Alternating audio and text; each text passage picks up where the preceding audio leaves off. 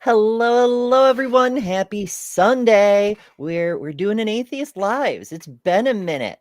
This is the podcast where we speak to some of the most wonderful, most diverse minds that you may not have heard of, or maybe you have. Today, I am joined by Damien Marie AtHope, an axiological atheist who also represents a few other communities that don't get a whole lot of attention in our section of civilization. Hello, Damien. How are you?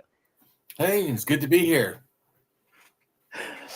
I'm so glad you could join me. I asked you over because I came across a couple of videos. Well, I came across a video and then you came across a video. Whatever. They deal with intersex stuff, particularly in the context of religious thinking. And I'm like, oh, Damien would be perfect for these.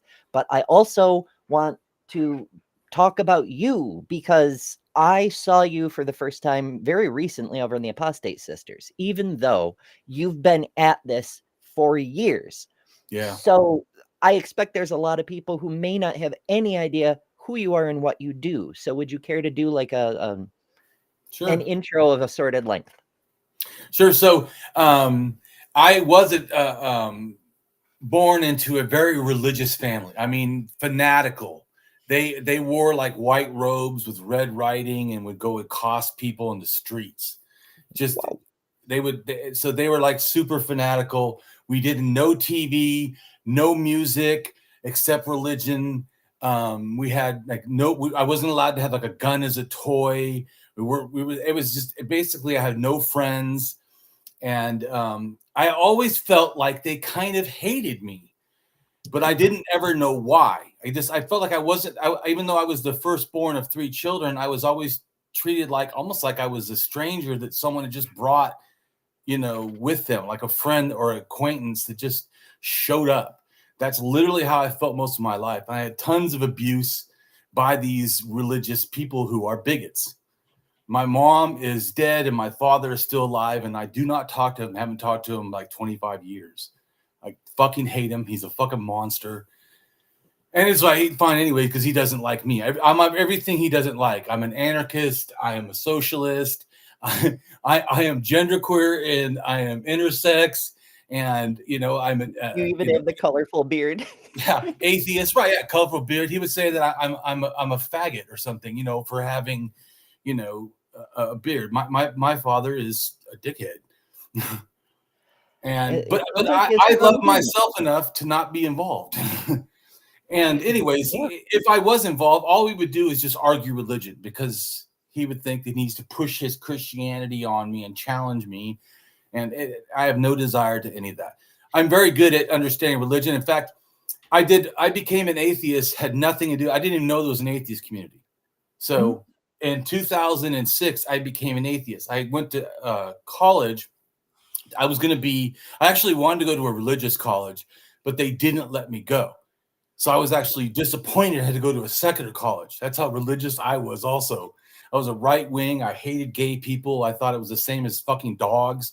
I mean, I was just because I was raised as a bigot. I was, and so I thought every Christian who wasn't, a certain type of Protestant, which I didn't even know the word Protestant, but I understand that's how ignorant I was, because hate is best promoted in complete ignorance, which is why I think a show like this is super important to break the ignorance.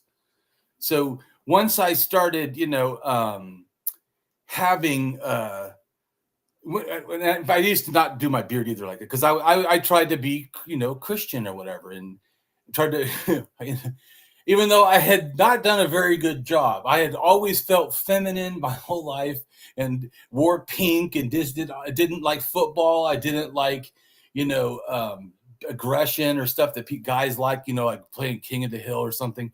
I liked plays and poetry and art and, so I just, but once I went to college, they told me I had to take 2 classes on religion because I was trying to become a counselor I actually want to become a Christian counselor. So that's why people are like, oh, you wanted to not love God or you wanted to sin or whatever. No, I actually wanted to become a Christian counselor. I mean, I thought I was going to preach the world and save the world for Jesus.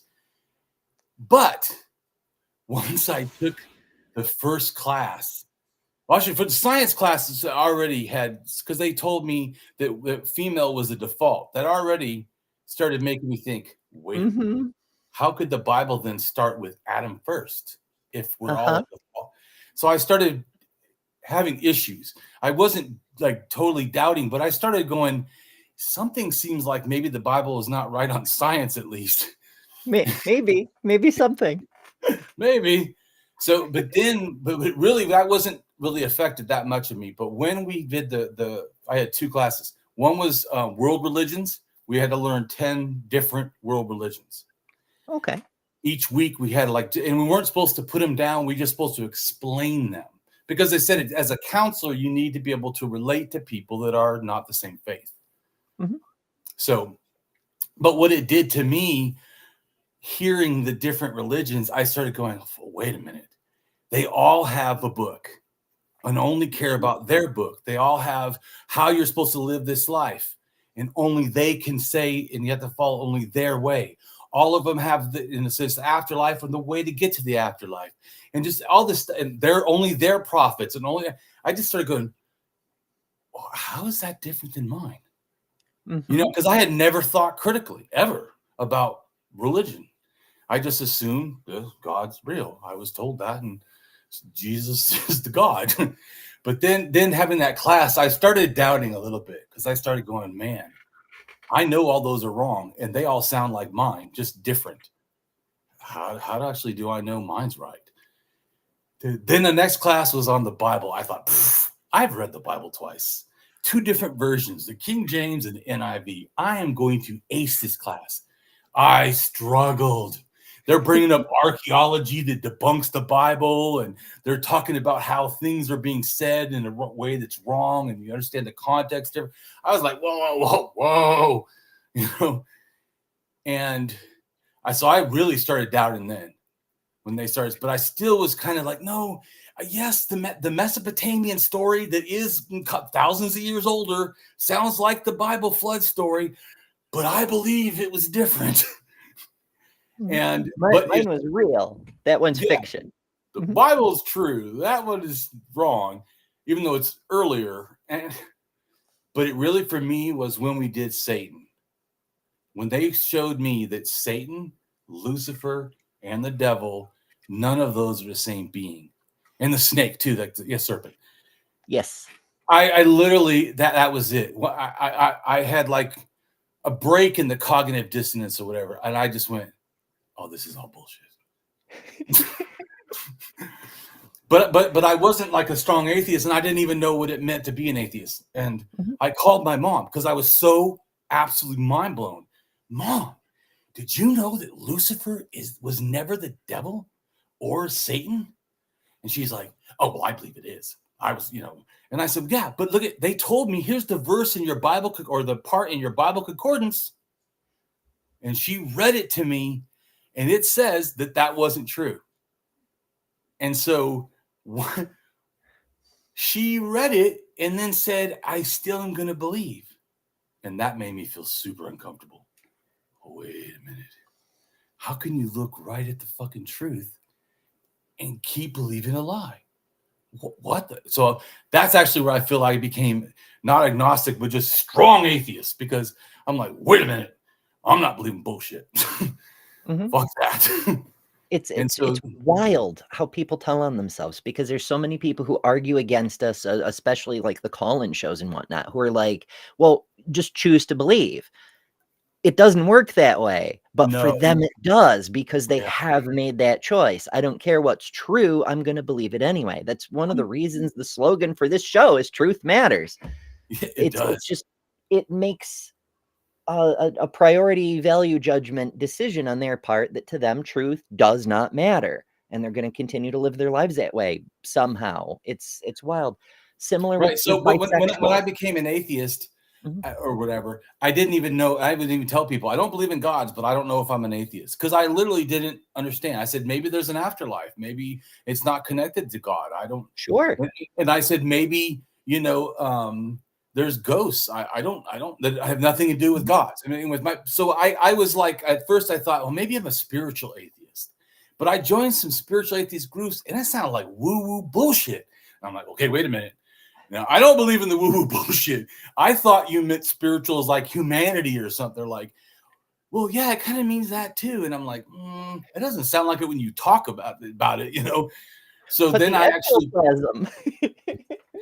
So then I fully rejected that. And that's actually when I felt like I was kind of floating. I didn't know what I didn't understand. And I didn't really feel confident, because I still hadn't met, in a sense, that many people or atheists that I trust. Because once I did spiritual atheists, I started meeting some atheists online at Facebook. I had like maybe 70 friends or something. And, and people would go, spiritual atheists, what the fuck? So, but once I realized it was wrong, I didn't really know what do I feel? What do I think? I don't. So that's actually when I started thinking, well, I think what I need to do for me is I need to figure out how I'm going to morally live my life. That's what's really important. None of this other bullshit. How am I going to be as a human being? Because before I knew, hate gays, and hate anyone who's not a particular type of Christian I was, I already knew the rules, I thought, of morality at the time. But I now think that's sick dog shit. Morality. Yeah. Yeah. But so I went and started looking, and they said, well, morality is more defined, if you understand about it, is in meta-ethics. So, okay. So I read meta-ethics, and they're giving all these different things. And I go, okay, how do you figure out what's a good meta-ethics? And they go, well, that's getting into stuff like axiology and value theory. That's like doctorate stuff. And I was like, yeah, but if that explains this and this explains that, and then I could be a moral person, I guess I need to learn axiology, which is value theory or value science. Depends on how it's done and who's using it. If you follow the scientific axiology, you have to do certain types of things. You have to almost like know calculus and stuff and all this stuff, which I'm not good at math. So I'm like, oh, fuck, I can't do that. And the other one, the philosophy side, was value theory. And it's much easier for me to understand.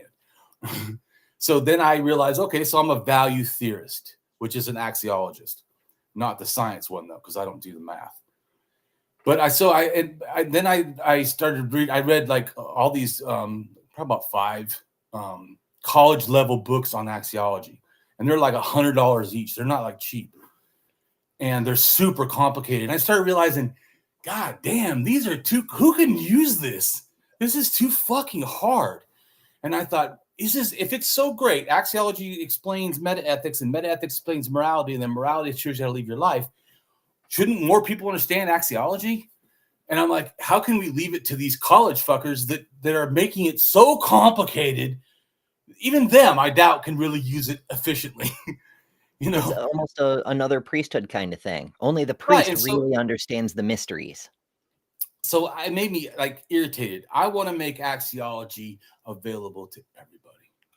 I want to take this super complex thing and just get the cliff notes that are important and then show people how to use this in a real way. And then I actually realized you can't just do that, because to value judge is like the last thing. Like, in other words, like if I say something to you, the first thing you need to understand is the ontology. What are you talking about? And then you need to understand the epistemology. How do you know that? Then you can take all that and then apply axiology to value judge. Is what is being offered information that fits an ontology? Is it enough to satisfy an epistemology? And if those are true, then you have in a sense, value success or axiological success, that you have made something that you can almost like prove is correct. And so because of, learning that, it started making me realize, and I also, then I went and looked, and I didn't have to invent it. There already was a philosophy of axiology atheism. I went, holy fuck, how fucking cool is that? And then I read it, and it says that humans can solve human problems in a sense by human means without, appealing to gods or anything, just humanity. And I thought, it's a good axiom, because really we have no choice in that matter. But true. To interrupt briefly, we do have choices in some matters. For example, Left-Handed Jedi gifted 5 Ember ships. Thank you so much, Jedi. And those went to Mighty Filbert, Robin Webster, the Behold Network, Behold, Roman Weber, and Hillhugger. And Jester sent a super chat for $2. Thank you much, Jester, and said, learning here, you'll ruin our bad reputation. And then made use of one of the emojis that members get to do, and then gifted 5 more memberships. Thank you, Jester. Cool. And those went to Eli Lassetti. My monitor's very bad, so I'm doing my best, folks. Tori Swansiger, Chrissy, Poor Claire, and Polly has his cracker. So congratulations, folks. Thank you all for sending memberships and otherwise contributing, helping me keep the lights on and so forth. I very, very much appreciate it. So once I did axiology, I obviously started being a lot better at morality and ethics and understanding. Like, to me, its values is what gives everything meaning. Like if you say, oh, this is a good behavior, it's because you have value judged already pre that, presupposition that doing something is good. So then later you just quickly, well, that's a good behavior. Being kind is a good behavior. Well, that's not because kindness itself is the act of doing something that's beneficial to others or whatever. So I started understanding it more. So then when I took the classes in college, I started feeling disillusioned with psychology, because I'm like, wait a minute. It sounds like you're pushing gender norms and sexual norms and relationship norms and all this shit on your clients. How the fuck is that okay? Shouldn't we find what they need and then help them be the best them? And so I actually, I got my bachelor's degree, but then I thought, I'm gonna go to sociology. I just want to fucking help people in a more real way, where I'm not trying to fix them when maybe they just need to care, not really fixing, in my opinion. So I started doing sociology, but then I had financial problems and had to quit. And I thought, you know what? I'm going to devote my life to making the world better. And because I thought, if I don't, who? I mean, so that's why for 15 years I did street activism, and I would literally debate people for 3-4 days online, just because I was trying to make a difference. And then that because of doing that, then I started feeling more comfortable of saying, you know what, even if people hate me, I'm going to tell them I'm intersex. Even if there's zero benefit and all harm for me saying it, I'm still going to say it because I want to make a difference. And I also started telling people I'm genderqueer, which I am, or dual gender in my feelings. I feel like kind of like 60% male and 40% female or something. But it really is like a mesh. It depends on what you're talking about. But even like I have an open marriage. It's another thing too. Because that's another thing I felt. I went to a different me and my wife to a sex counselor because I felt like the counselor was telling us, well, that's good for fantasy, but you should just be keep your marriage, whatever. And I was like, how do you know what my marriage needs? I mean, that's why I said I'm not hating on psychologists. I'm just saying I felt like they had this little cookie cutter, healthy person before you get there. And then you're supposed to fit inside that. To me, it felt like. Basically, yeah. That's not psychology per se, but there's a lot of therapists who aren't psychologists or psychiatrists. They're just someone gave them a certificate and they have this, here's the model human. This is what a happy human looks like. And I'm going to help you become that. And that's what they think is helping. Yeah. And I felt it is not. So, but I started realizing that just all of my life, I just am sick of people telling me what I should be. Or what's going to, like the healthy, this is a normal person. Because even like in atheism, not only do they tell me, don't ever tell people you're intersex, don't tell people you're genderqueer. Why? You could pass as male, just do that. And I said, because it would be lying. Yeah. But anyways, but the other thing was, like they said, don't do your beard. Well, fine, just don't do a red beard. And I'm like, yeah, but I am this. So I've had my red beard since I think 2009 or something. Long time. Because it just after a while. Yeah, but it's because it feels like me. I don't feel totally normal. And if I don't seem normal, people, good, I'm not. Never tried to be, never lied and said I was. And I won't be forced to be so other people are comfortable. Bingo. Because the point isn't the normies being comfortable. It's the other people who are different seeing you and going, oh, maybe it's okay to be who I am and not have to pretend to be normie all the damn time. Yeah. Like I've said before to people look at me, especially I'm like 6 foot and I look like a bouncer or something, or a football player or a biker. And I've not done any of that.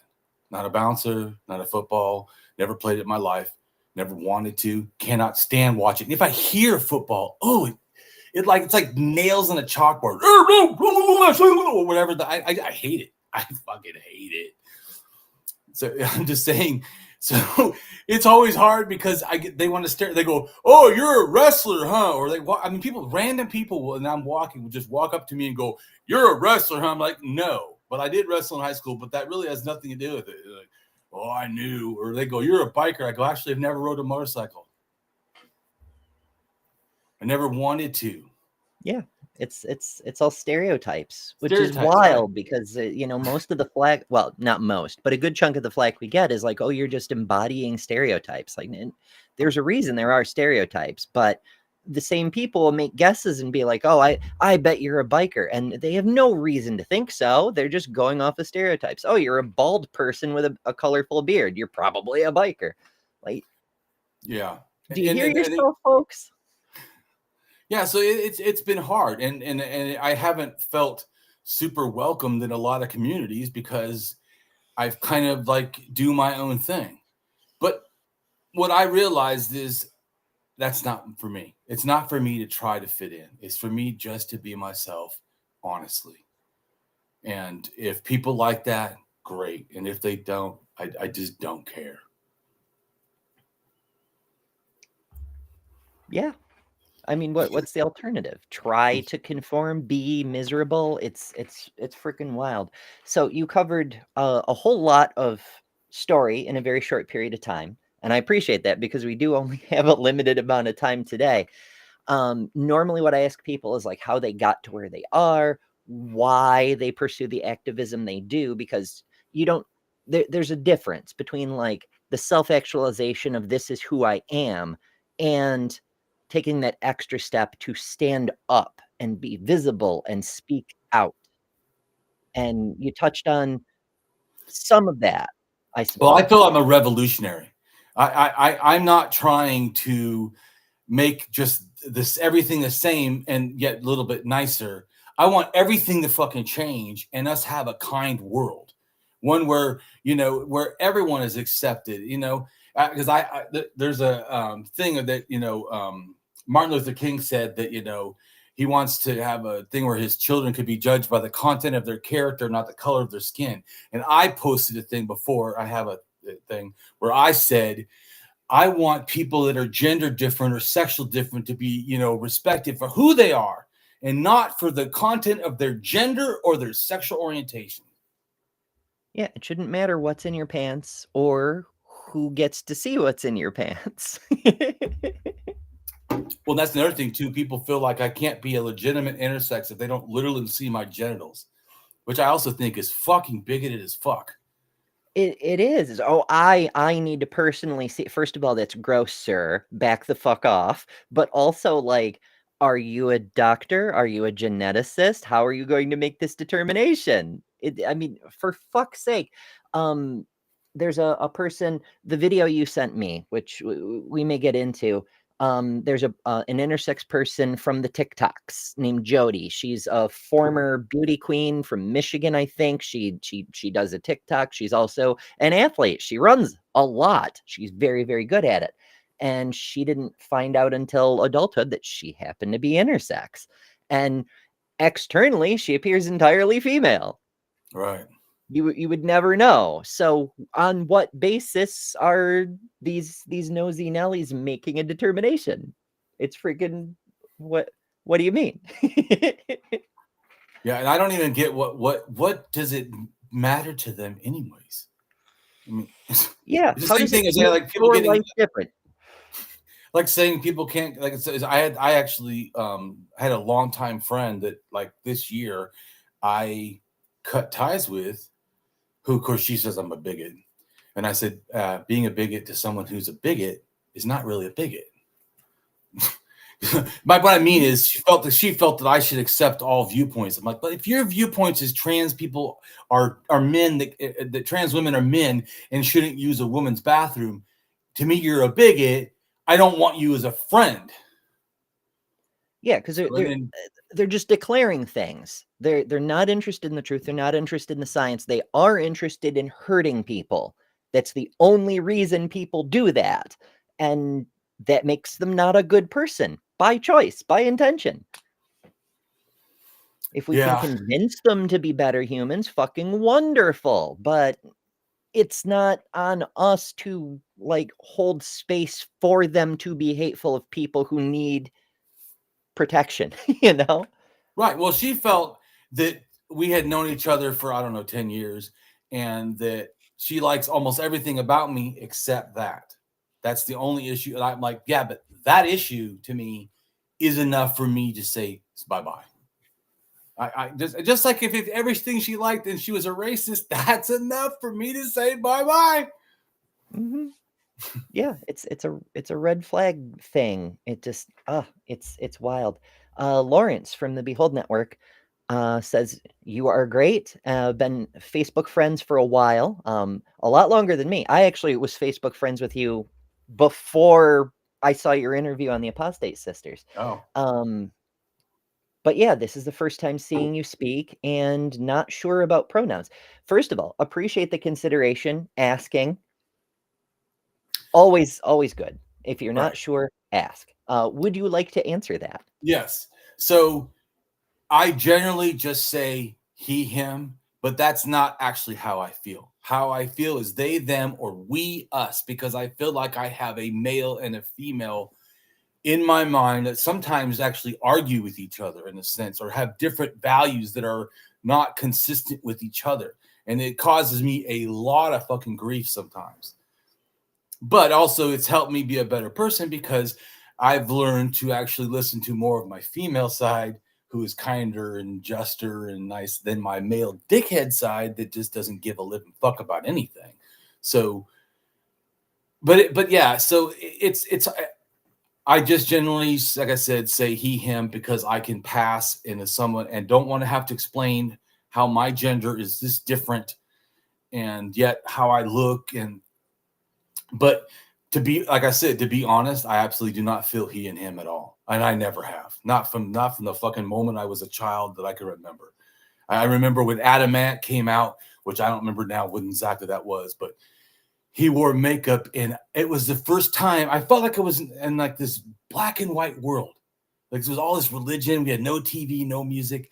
And I saw a picture of a guy with makeup, and it was just dazzling and sparkling. And I thought, holy fuck, I want that.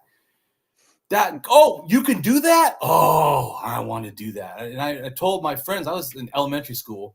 I told my friends, and they said, oh, you can't do that. No, don't ever try to do that. In fact, don't tell anybody you want to do that. I'm like, what? Why not? He's doing it. Yeah, but he's a movie or a music star.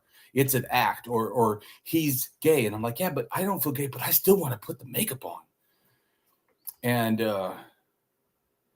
so that's also why I really hate when bigots say, oh, well, you just decided to turn into a male or female for a trans person, or even me saying that I decided to be different so I could stand out, or some absolute horseshit. I'm like, man, I felt this my whole life. This is not new. I very much relate to that one. That person. I'll just bring it back up. That's Adam Ant. In 2017. It's a somewhat recent photo. That's not the one where he had lipstick on and eyeshadow and stuff. He went from the 70s or whatever. Yeah, I'd have to go a ways back. The ones. Well, I can go look and show you what picture I saw. Sure. I just wanted to, for anybody who wasn't aware of who the hell we were talking about. Yeah, true. Because this is. I'm gonna send to you a thing what I saw, and I just it made my heart smile. I don't. It was the first time I realized, oh my God, I feel like somebody understands me, or what? I don't know. It made me smile. It made me happy to see that. Hell yeah. And it's always nice because it's another sign that you're not alone, at least in that one aspect of who you are. Exactly. That you're right. I felt not alone. I felt like they want to put me in this black and white little world. And I know that's probably not even the best picture, but I just did it real quick. But kind of like gender non-conforming, and so, or whatever you call it now, in a sense. When I saw that, I felt, it's like you said, not alone. Like, oh, okay, somebody, and not in this dark freaking black and white world where I was supposed to be something I just didn't fucking relate to. So, but that was the first time in elementary school when I realized my gender or something must be different. And so, and then it continued all kinds. I started wearing pink, spandex shorts and all this stuff. And I got my bike, right? I painted my bike myself. I got this bike, all the parts, put it together. And I told my friends about it, but I didn't say what I painted like. And I had like 5 or 6, whatever, I don't remember exactly, 4, I don't know, friends, males, all watching. And I bring my bike out, and it's black and hot pink with shit tons of hot pink. Handlebars, hot pink. Water bottles, hot pink. Pedals are hot pink. I can't remember everything, but maybe the seat was hot pink too. And black. I thought it is the coolest shit ever. And they were like, their faces looked like I had, brought out something with dog shit on it. And they're like, wow, I guess you could paint it. And I go, I did paint it. Well, yeah, but you can have it not be pink. And I'm like, I had to go to a couple stores to get this much pink.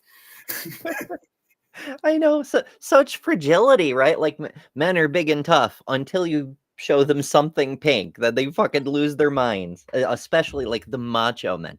When I first started trucking, I had a friend who lived, she lived in Texas at the time, but she wanted to move to New York, whatever. I wound up having this big, giant stuffed hippo that was for her kids, but we couldn't seem to like line up our timing. And so I'm carrying around this hippo. I thought it would be funny to bring the hippo with me on adventures while I was going from like truck stop to truck stop. And I went through the Iowa 80 on Christmas Day, and I brought this hippo with me into the diner to do a couple random photos of like, hey, there's a pink hippo at the Iowa 80 truck stop.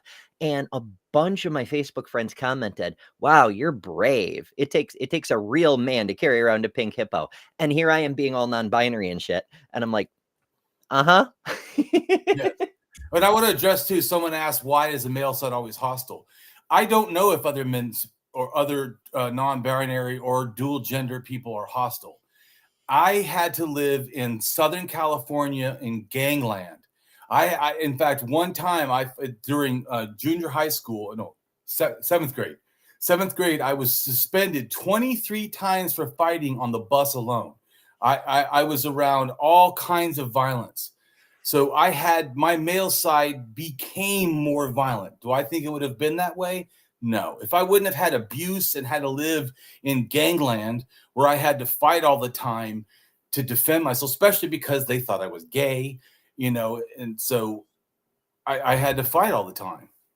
And so I don't believe all male sides have to be hostile. I'm saying my male side is hostile.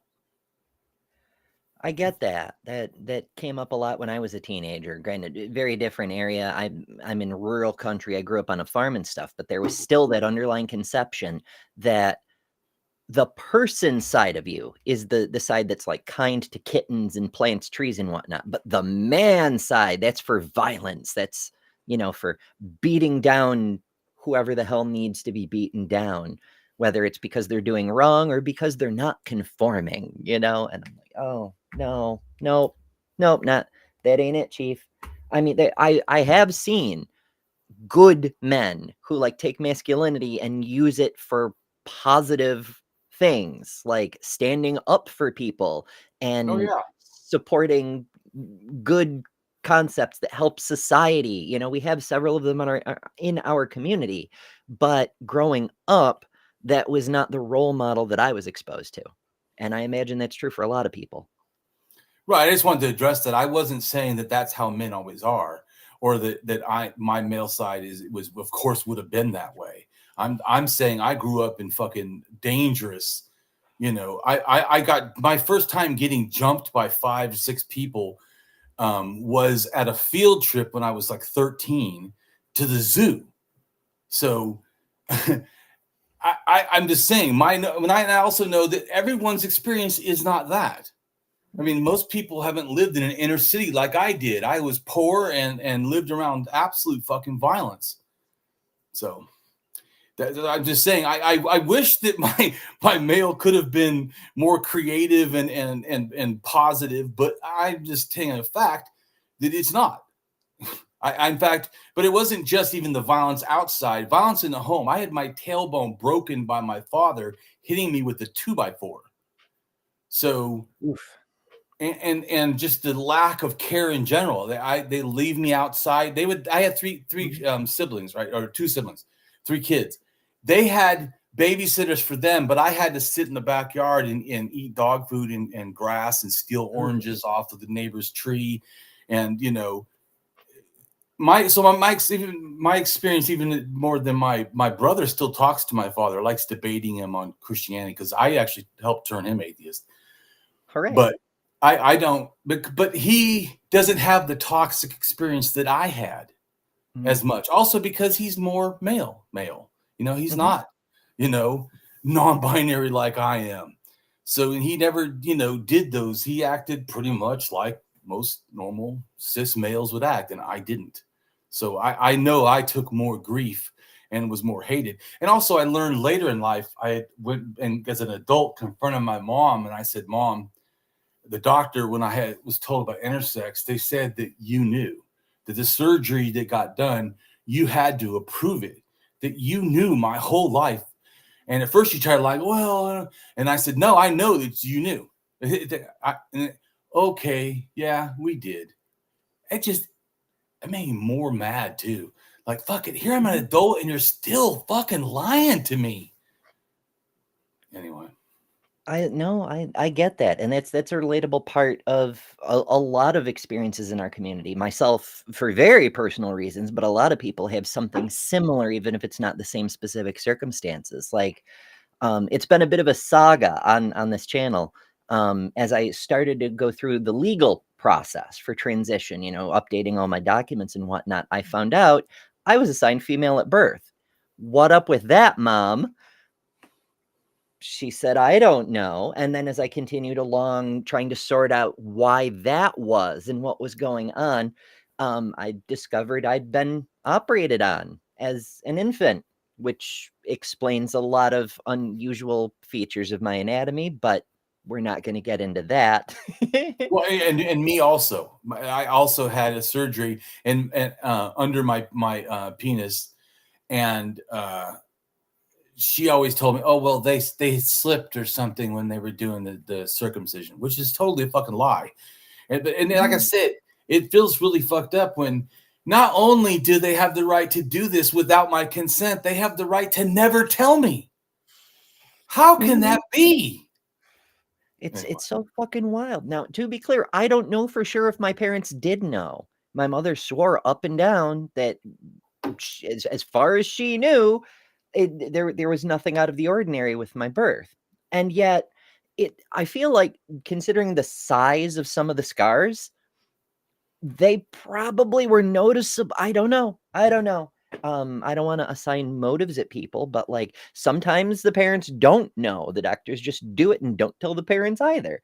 And it's just fucking hell. But yeah, it's infuriating to find out that you've known something's wrong about your body your entire life and everyone's gaslit you about it.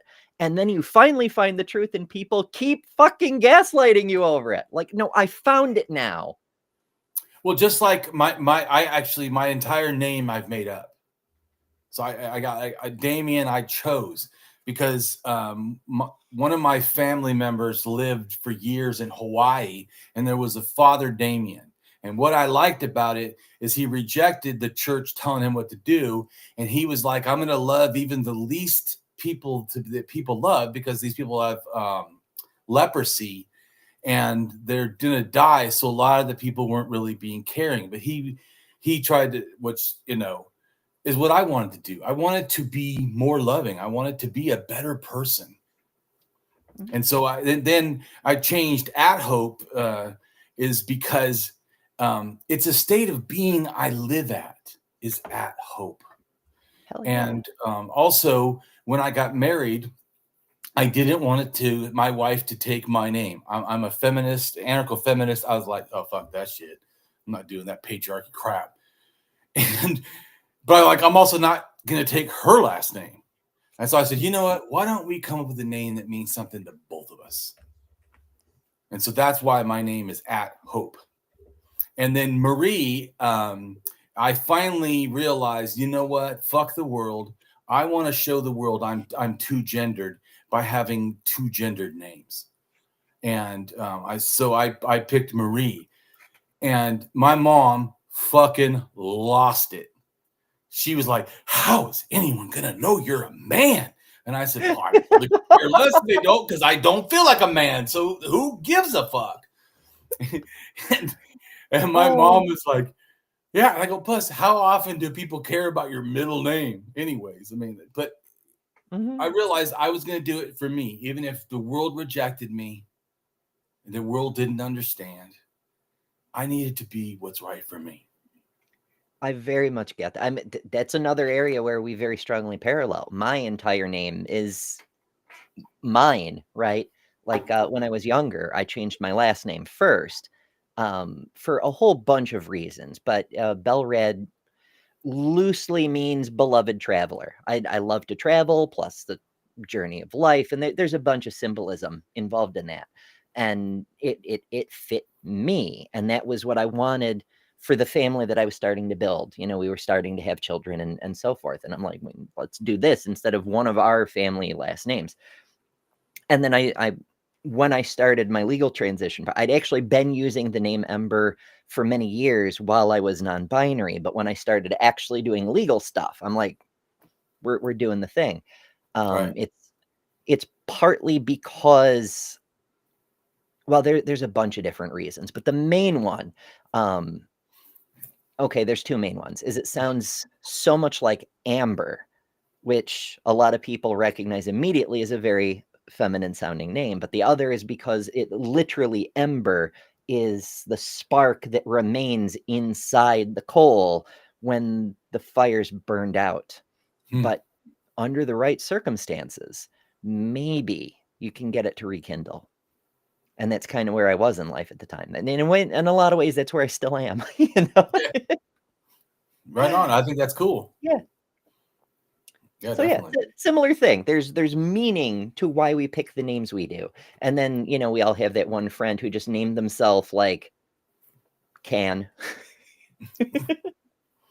Well, yeah, I don't think people have to do that. I just knew that I needed to do that. Right. It's that poetic element that causes the resonances. Something like that. I don't know. Anyway, and actually, I was shocked that my mom was so offended. I was like, it really offended me that she was so offended. And she told me at first, I'm not going to call you that.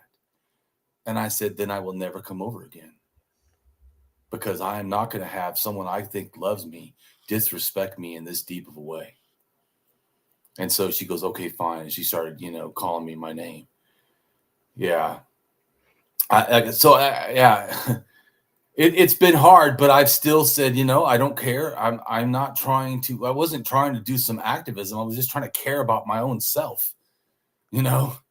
I mean, now it's an activism thing, but that's not why I changed it. I wasn't even doing activism when I changed it. Yeah. Yeah. I mean, we use what we've got. I didn't originally intend to make my entire name public. I got accidentally doxxed by one of our community members who apparently didn't realize I'd been keeping my last name private, so I didn't get haters coming after me. C'est la vie. But once it's out there, fuck it. I'm going to own it. So use it. Use it for activism, Right. And then activism in atheist, I was really surprised how many right-wing bigots there are against trans people and non-binary people and intersex people. I'm like, what the fuck? And then like a video I sent you about Dawkins. I fought a whole bunch of trolls online about the Dawkins thing. I have a blog about it because I know you were fired up when you sent that to me. So yeah, I've blathered a bit. As I want to do. People come here for the tangents, but I do want to get your input on some of these videos. So first, the one I asked you to come on for because it deals with both intersex and religion. This is it's actually a clip from, they made it themselves, but it's from this Catholic culture podcast thing. And they're like, it literally, it's what about intersex people though? So, yeah, just when you want to speak up, just pipe up and I'll pause the damn thing. Okay. What about intersex people? That's something you hear a lot, and you kind of know that it's like a red herring, but it's hard to sort of like, without knowing the sort of the actual like medicine of it, it's hard to explain it in like a sort of like a bulletproof way. You know what I mean? Because people can always come up with, oh, what about this person who has this weird chromosome? And like, how doesn't that punch a hole in your theory? And so you go at length into this whole question of intersex and how this condition is actually being used to, these people are being used as like a for the sake of argument, so to speak, and it's not actually respecting their experience or. Yeah. Fuck that dickhead. You didn't even use for an argument. It's my fucking life, asshole. Sorry, go ahead. No, that's valid. From context, I gather that the longer conversation involves ways we can invalidate trans people. And then they bring up intersex people and explain how we're being used as a pawn to make an argument. At the same time, they're attempting to use us as a pawn to make a different argument, which is amazing. Yeah. So our podcast host here, just some random Catholic fellow, and the lady, I don't know her name because they don't say, because it's partway through a longer episode that they made a clip from.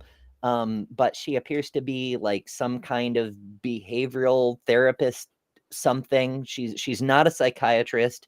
She may have studied psychology, but they don't say. So yeah. The reality of their condition is something really distinct from and in some sense irrelevant to the whole transgender question. So can you talk about that a little bit? Yeah, absolutely. I love it when people say the transgender question. It's so evocative of that vintage flavor. What will we do about the Jewish question? What will we Right, do yeah. about the blacks question? You know? Or the intersex people are irrelevant. Fuck you. It's fucking wild. Oh, as Miranda points out, I'm just here for the tangents. Miranda got a I'm just here for the tangents shirt. It's I'm so glad you like it. Yeah, I have a thing. I have a thing now because I found a button. Behold, as Lawrence might say. There's a thing now. I have to be on a different thing. Yeah, we have merch. I made it as cheap as possible. I make like 20 cents on a sale because I made it as cheap as possible, but you too can have yourself a I'm just here for the tangents shirt if you want. Yay, merch. Right on. Yeah. Random thing, but it came up. I think this is such an important question because I think the reason that gender identity theory seems so plausible to most people is that the idea of the biological sex binary has been so disrupted. Because without Now, minor point. Gender identity theory seems plausible is a wild sentence. We're not going to unpack that whole thing.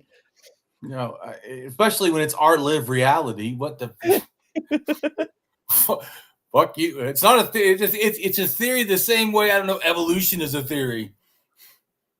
I'm not entirely. I mean, they're Catholic, so ostensibly they accept evolution, but I've met Catholics who don't. So,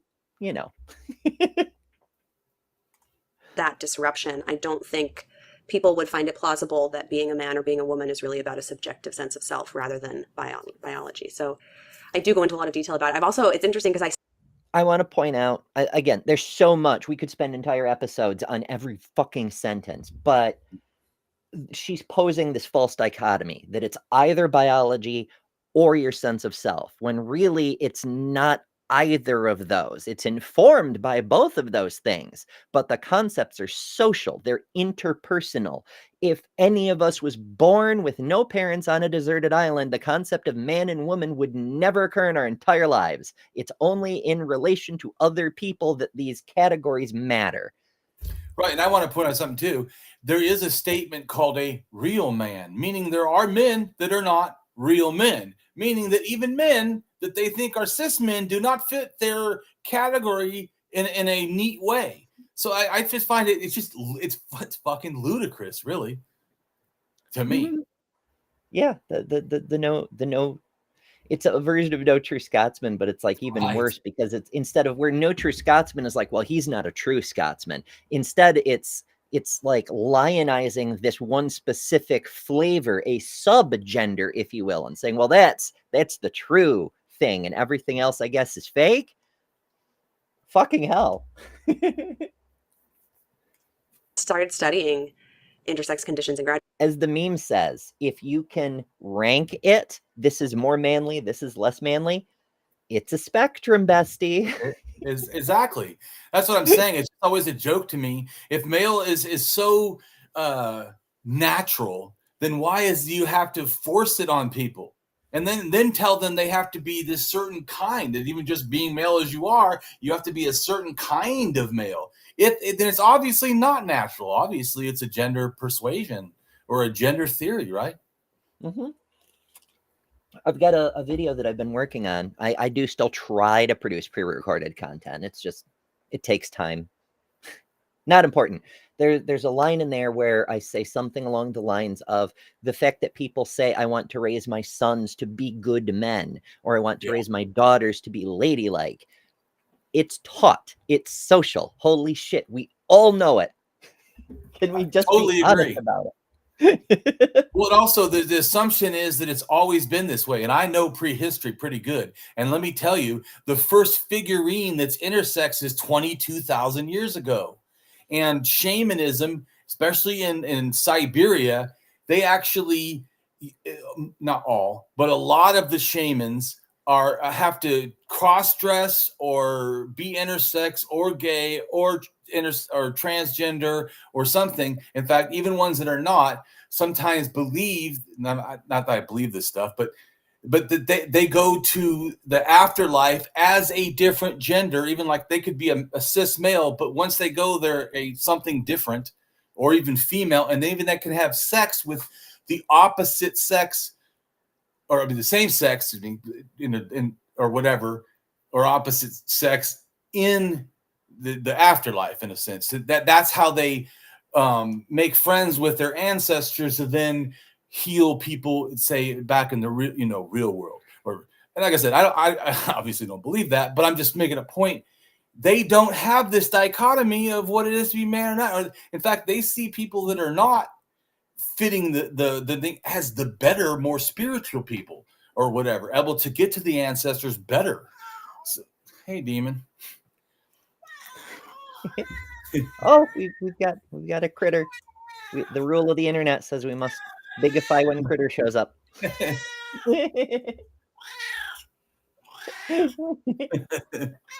Frog opinions. Demon, you say? Yeah, I have 2 cats, and I named it Spirit and Demon to piss my Christian mom off. So when she came over, she'd have to call him Demon and Spirit. Is as an inside joke. When I was a young atheist, I was a lot more hateful. I mean, coming out of the culture you grew up in, yeah, you're gonna be. You have to go through that period of getting some of that freaking anger out. But those are valid names for cats, I do have to say. Holy crap! Wow, this is my baby demon. That's fabulous. But I also think it's funny too is how people gender animals. Like if you don't tell them what the gender is, they want to know. Like, why does that even matter? You know what I'm saying? It just shows how when they say. Also, the reason I bring this up is because, like, why do you have to tell your gender, Damien? Well, I don't know. Why do you ask what my cat's gender is?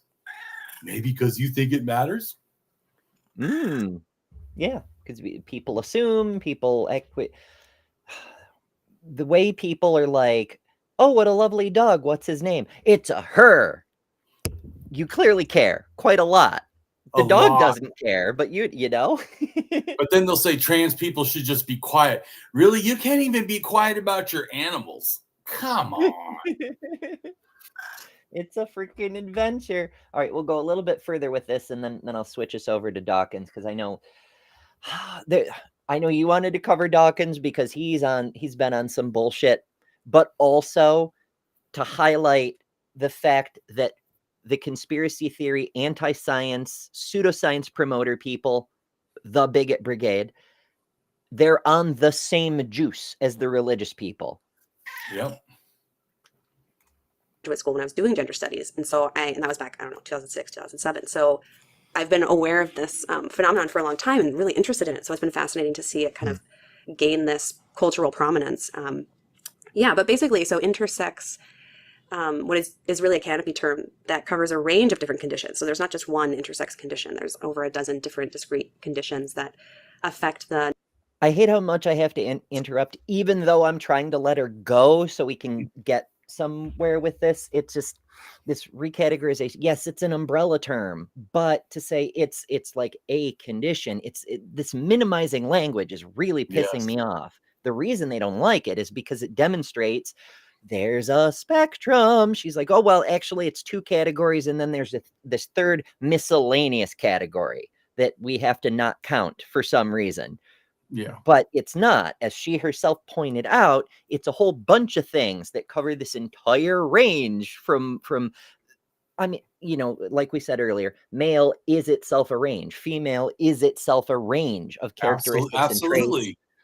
And I don't buy the whole bullshit of just black and white, male and female. Even if it was just male and females, if everyone was cis, I still wouldn't believe it because it's not true. Mm-hmm.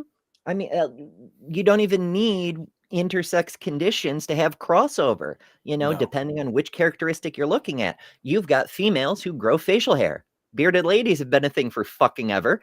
You've got men with shapely legs, I suppose, any characteristic you can think of. You can find an example of the other biological sex that has that same characteristic. Breasts, even.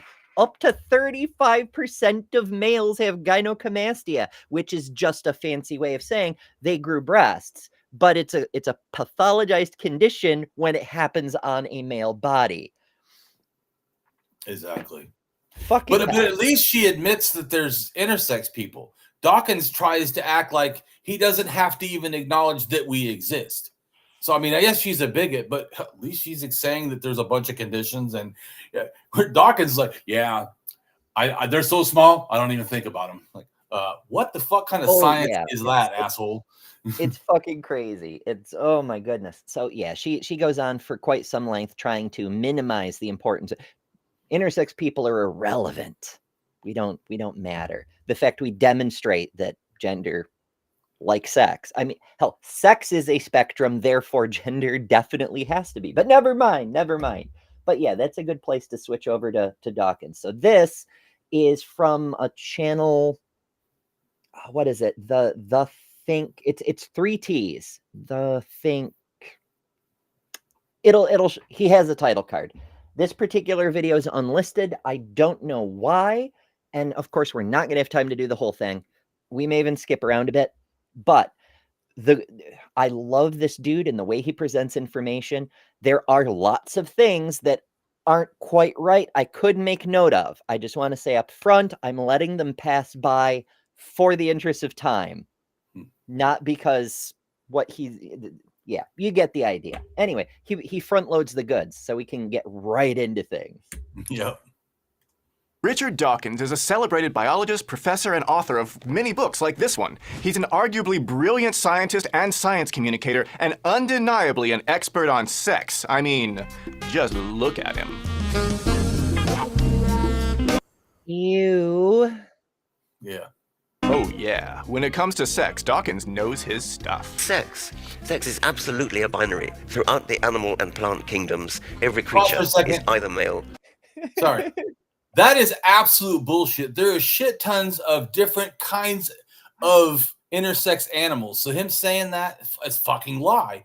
In fact, even I have a tortie, right? The demon, that's a female. But every tortie who is a male is an intersexed person or animal or a cat. So if there's a male tortie, it's an intersex cat. Literally, Dawkins, you're fucking lying. Or you are ignorant beyond belief. It's unreal. Like, he used to admit that sex absolutely was a spectrum, that there's intersex creatures and fucking everything. Like, we just a little while ago that it made news that we found a right whale who was intersex because it was the first one of that species. It's fun that it's named Wright, though, because Colin Wright also drinks the same Kool-Aid Dawkins does, but that's neither here nor there. On Transpositions News, we covered a tree that it was like 3,000 years old, and it's experiencing a sex change. It's gradually switching its sex. It's going from the male pollen producing flowers to the female pollen receiving and seed producing flowers. And it's 3,000 years old. It's fucking like everything you can think of. There's intersex examples, but also there's so many species that have more than 2 sexes, depending on how you define sex. But that's another long talk for a different time. But it's just what he knows he's wrong. And he's just outright opening up with, it's an absolute binary with no exceptions. You're just wrong. You are just wrong. Yeah. Or female. Ooh, talk science to me, Richard. In some reptiles, it's determined by temperature. In some fish, it's determined socially. So there are lots of different ways in which sex is determined. But the whole of biology is filled with sex as a straightforward binary, sperms or eggs. This is all very Good good sex science. That's also forgetting that hyena females, if the male is not there, the dominant female in the harem will sometimes grow a pseudo penis and start having sex with the other females in now his, harem. I mean, it's Yeah. And there's also, speaking of which, there's a couple countries that seem to have a more predominance of this type of intersex, but you're born one thing, like say cis male or whatever, but sometime near puberty, you switch genders. So You're talking the Guividoches of the Dominican Republic. Yeah, but I think it's also in India and somewhere else, but it's like a couple countries. I'm just making a point. Mm-hmm. That means that you're wrong, Dawkins, that no, it's not one and done and only this and never, that quit lying. Mm-hmm. Yeah. And this is one of those areas that I mentioned where our host, as delightful as he is, he's like, that's some real good sex science. It's not. Dawkins is 100% wrong. And Dawkins from 10 years ago would say that to President Dawkins's face. Yeah. But then it takes a kind of weird turn. And I hate to say this, but Richard Dawkins seems like he might be going down a rabbit hole. Seizing children, kind of indoctrinating them, and this is a corruption of childhood, which is wicked. This might sound like some Alex Jones stuff. It makes me sound like I got a tinfoil hat on myself. Now, I'm no world-famous biologist, but if we're talking about conspiracies and tinfoil hats, let's go. Think this through. That's what it's called. Which I didn't know about the channel before Damien sent me this video. Good stuff. There's snark, there's thoughtfulness, there's research. Obviously, the host doesn't get everything right, but he tries to be on the right side of science, which I appreciate. I mean, I don't get everything right myself. We try to do better. When we learn our mistakes, instead of just declaring we're right anyway, we try to do better. Exactly. Just to put all this in context, there's something going on right now called a culture war. Now, in case you just woke up from a 25-year coma and don't know what that is, first of all, welcome back. Way to pull through. We were all rooting for you. So, We weren't. You were probably better off. You missed a few things from the last quarter century. I'll try to fill you in. So, remember, there used to be some big problems in the world, like poverty and disease and hunger and global warming and threat of nuclear war. Well, we have now solved none of those. But we did manage to make several of them worse, and we've created some new problems, like AI that's slowly replacing our brain functions, and an emergent threat called viral TikTok videos, which is exactly as scary as it sounds, and is a major disease vector of the culture war. What do you think about my... Uh-huh.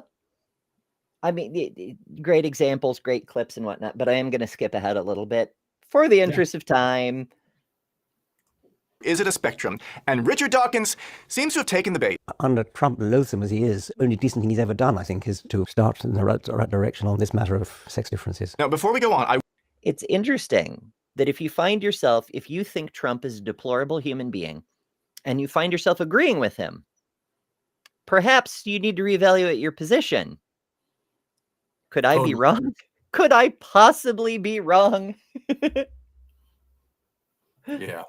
want to stress, this video is not about hating on Dawkins. He's a brilliant scientist, and of course he's right about a lot of things, including a lot of things about biological sex. Biology especially is full of continua. I mean, we have a continuum of height and weight and colour, but the one place where there is discontinuity is sex. It's just about the only one I can think of, actually, where we really do have a complete and utter binary, male-female.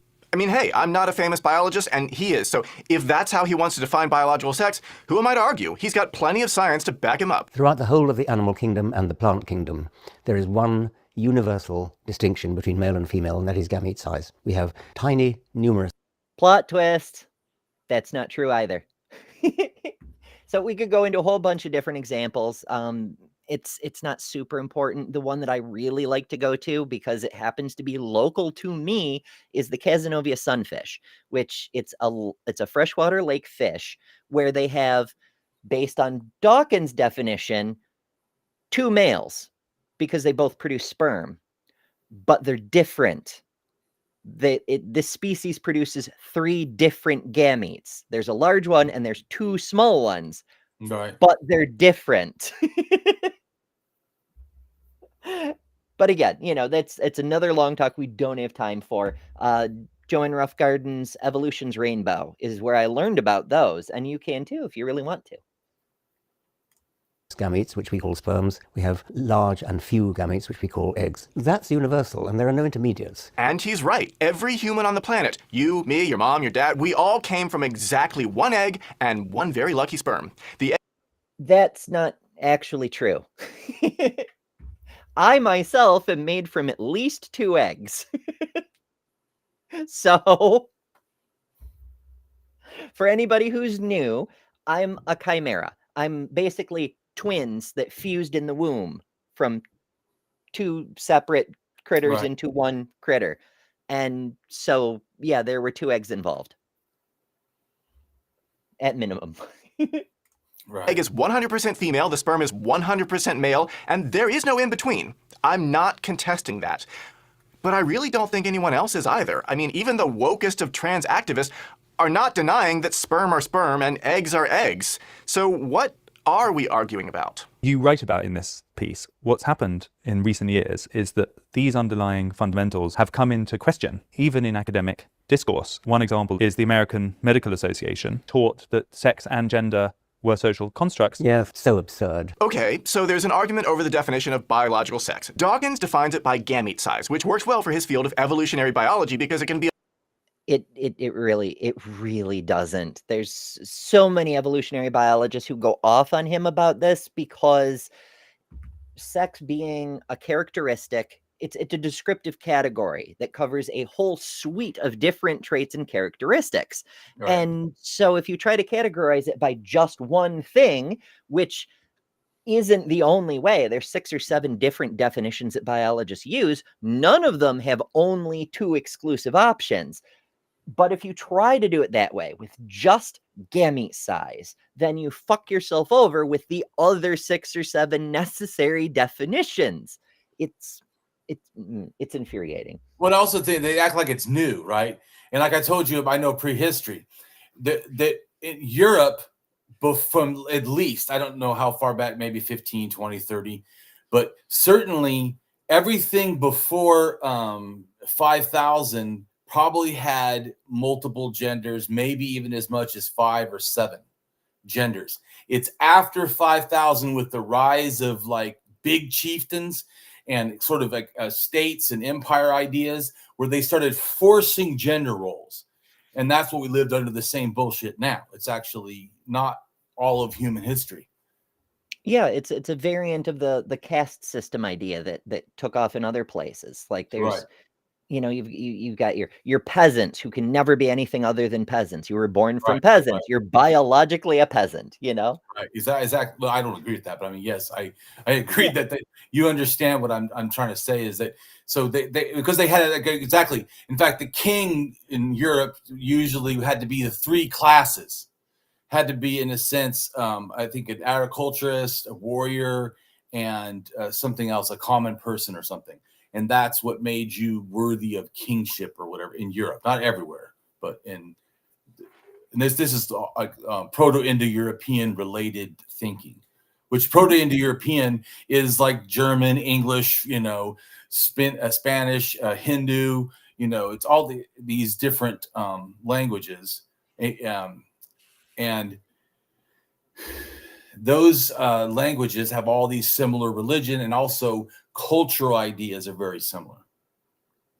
It's fascinating with the anthropology of it, how you can trace back cultural concepts along a separate trajectory from the evolution of language. And we can Yes. see common ancestors from when certain ideas seem to have originated.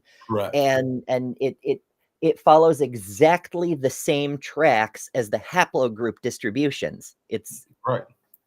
weird how every bit of science confirms every other bit of science. True. Who would have guessed? applied universally to plants and frogs and fish and dinosaurs. But the American Medical Association, much to his annoyance, uses a different definition. Why would they do that? Do different branches of science ever define the same word differently? Yes, of course they do, all the time. And in the case of human medicine that doesn't deal with algae or frogs or dinosaurs, there are some pretty compelling reasons not to go with the gamete definition. Here's just one of them. Meet Jackie. I'm Jackie, and I'm intersex. I have complete androgen insensitivity syndrome, meaning I have XY chromosomes, typically seen in male, but I develop female because my body can't respond to testosterone. Jackie's interests include beauty pageants, running, and sharing interesting facts about her biology. People with I fucking love Jackie. I mentioned her at the beginning of the show. If you're Right. joining us later, first of all, welcome. Hello. Second, subscribe and ring the bell so you get notifications because I go live a lot and we'd love to see you in the live chat. But also, yes, Jackie is the person I mentioned. Beauty queen, runner, bunch of things, and a fantastic advocate for the intersex community. Complete androgen insensitivity syndrome have external female genitalia. We have full breast development, and on the outside, we look completely female. And hers is just one of many intersex conditions that make this question a lot more complicated than just looking at eggs and sperm. If ever I have a doctor who gives me a full physical examination and then asks me what sex I am, I'd ask for another doctor. Well, a standard physical exam didn't reveal anything about Jackie. She was just a normal girl until one day she just happened to take a chromosome test. And hearing her story is a pretty good case for why doctors actually need to be taught a lot more about sex and gender differences. So growing up, I always had a lot of questions about my own body that never were answered. Example, I went to the doctor maybe 8 years ago. During the exam, the doctor asked me if I had a cervix. I genuinely didn't know. I had to Google it. I had to ask around for the doctor. Like the doctor had that question, and instead of figuring it out on their own, they asked me. Yeah, not great when patients are given no information about their own bodies because doctors know even less than the patients, which often... That this is another one of those long stories that we don't have time for, so I'll just summarize by saying, ask me how I know. Unfortunately leads to inappropriate treatments of intersex people that do more harm than good. Intersex people like me are operated on every day, especially children's, babies, and teens, minors. And they don't really need it most of the time. A lot of times because people don't understand a body that doesn't fit the mold and they're trying to change it and fix it. But what if we're not broken?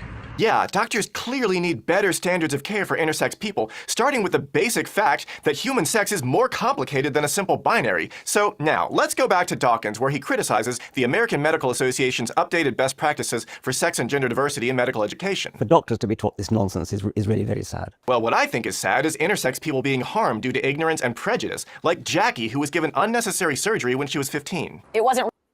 I agree. Like, So do I. I had surgery too and wasn't told and lied to. Yeah, it's absolute horse crap. yeah, I mean, Jackie made it to 15, but I'll just let her explain.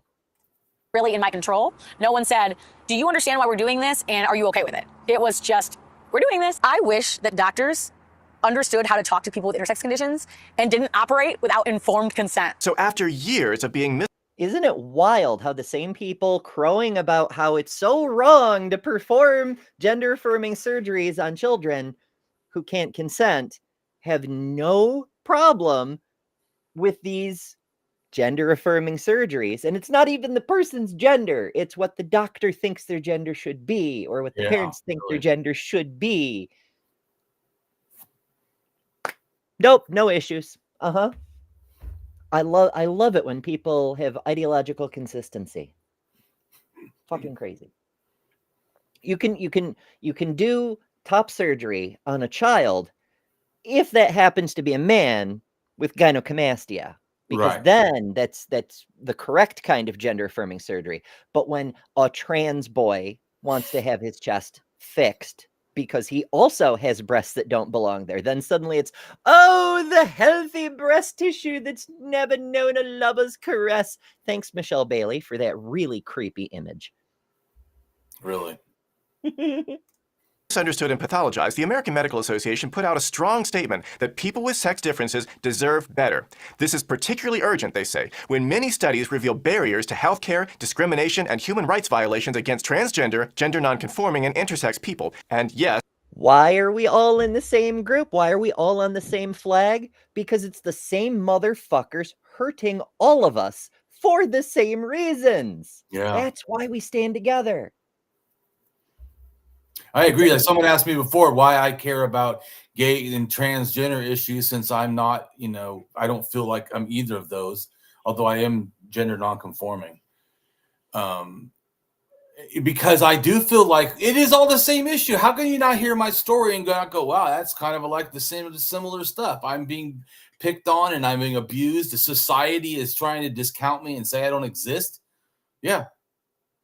Or I shouldn't exist.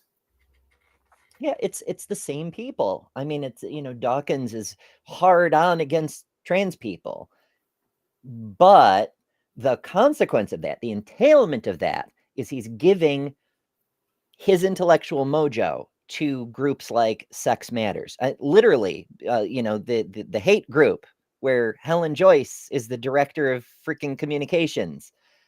He's giving his voice to the Heritage Foundation. He's giving the weight of his academic authority to all these groups whose primary goal is advancing Christian nationalism. Oops. It's not oops. It's fucking intentional. This is the very document that Dawkins says is woke nonsense. So absurd. Well, why not? Let's read these absurd best practices. Sex is a characteristic often externally assigned to individuals to describe their assumed genotype and/or phenotype. These physical traits, however, are made up of many diverse components. Many people mistakenly think of sex categories as unchanging and exclusively male or female, but a landmark study demonstrated that about 1 in 50 live births present with variations in chromosomes, gonadal structure, hormone levels, internal sex organs, and/or external genitalia that differ from the expected ideas of male or female. This is okay, so note on that.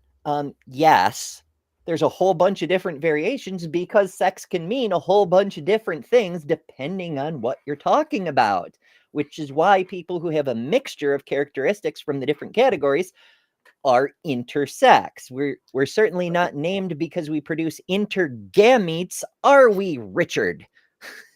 Since gametes is his favorite fucking thing.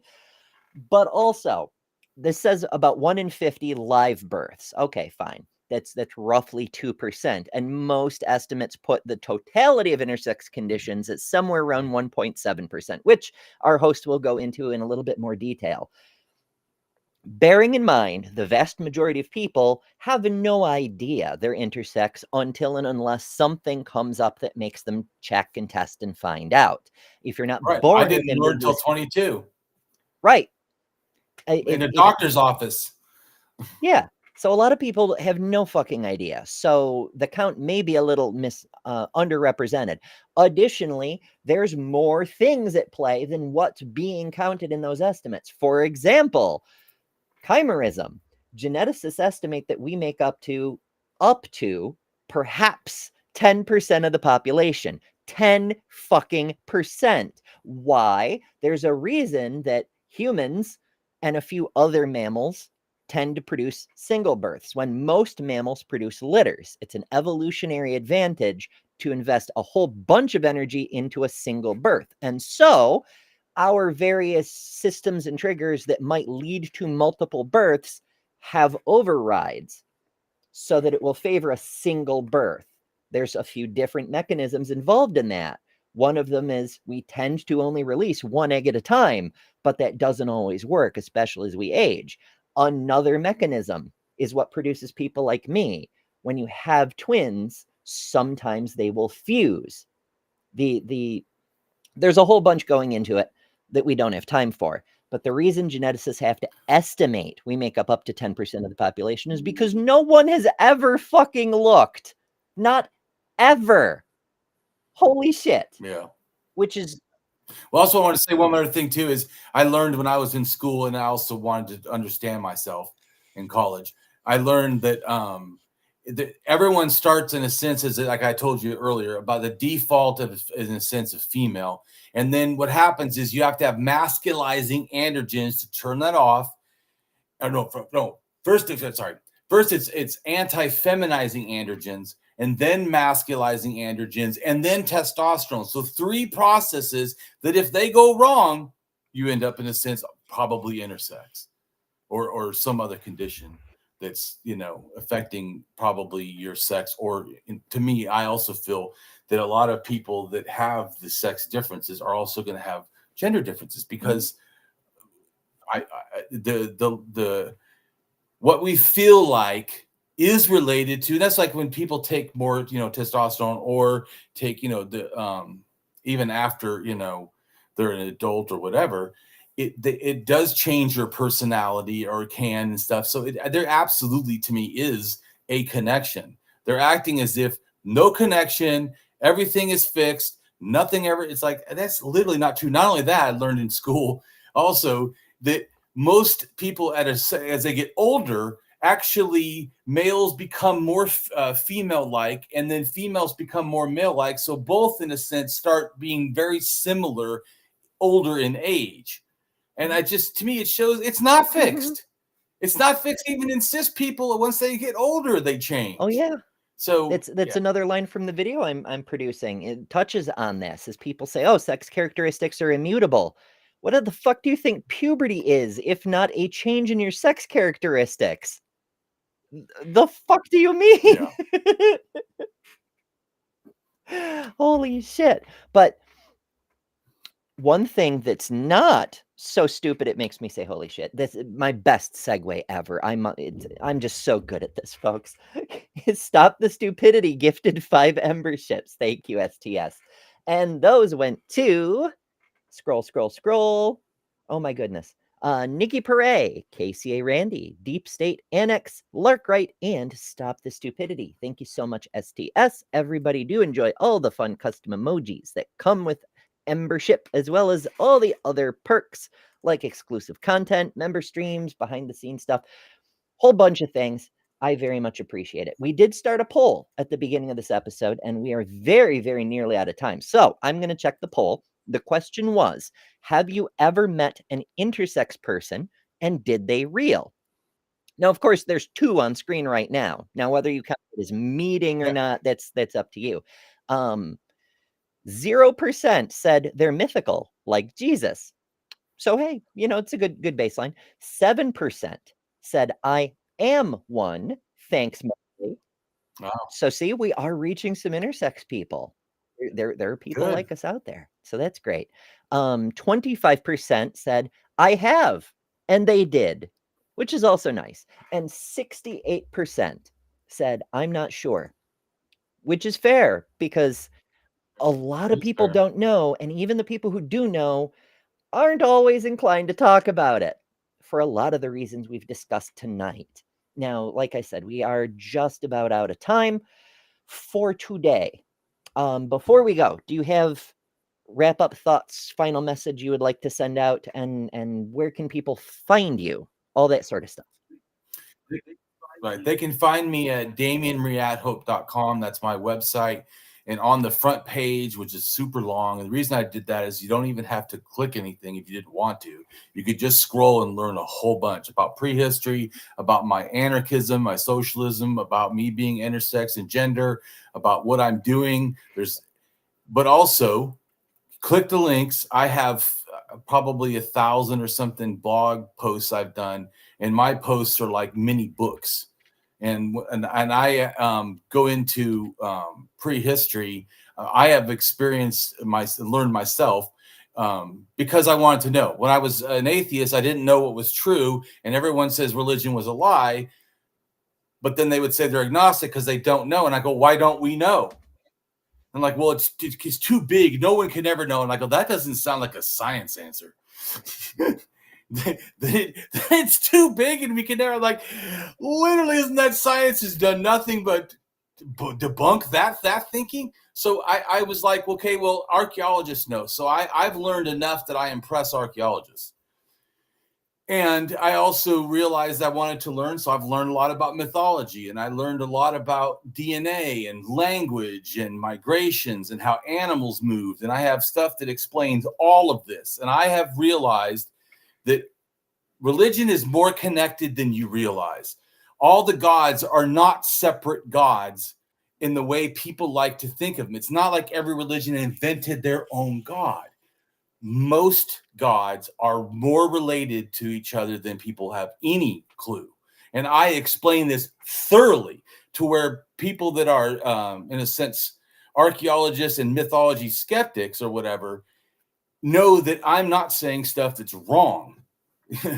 and they actually challenge other people that make wild claims. I don't make wild claims. I have been studying since 2006, and because I wanted to understand, and I also wanted to give the world, and I do it for free. I don't charge anything. I have 500 videos on my YouTube. I don't charge anything. I have my blogs have unreal amounts of information, links, and everything, and I did it all for free.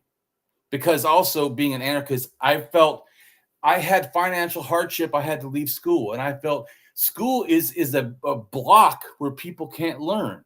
And so I said, as a financial gift to the world or my humanity, I was just going to do years of deep research and give it all for free. Hell yeah. Seize the means of production. Yeah.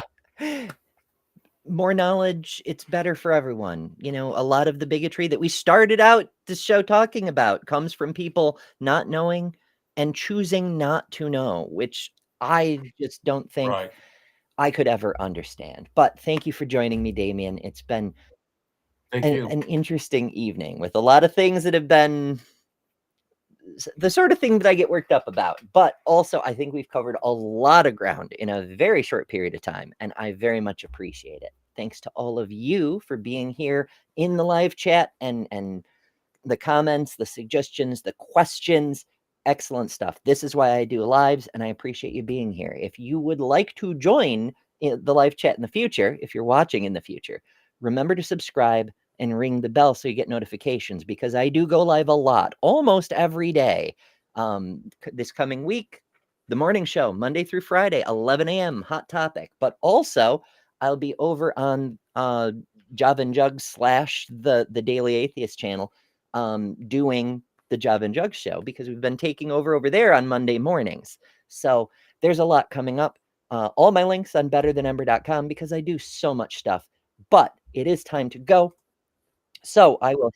One quick thing I wanted to address. Infidel said animals move. Yes, they move in migrations that are discernible in the genetics and the stuff when it relates to like how humans, when they moved and ideas moved, they took their ideas down. Like the banana and the dog go from Siberia down to China. From China, they go to Southern Asia. From Southern Asia, they go down to Australia and then to Polynesia.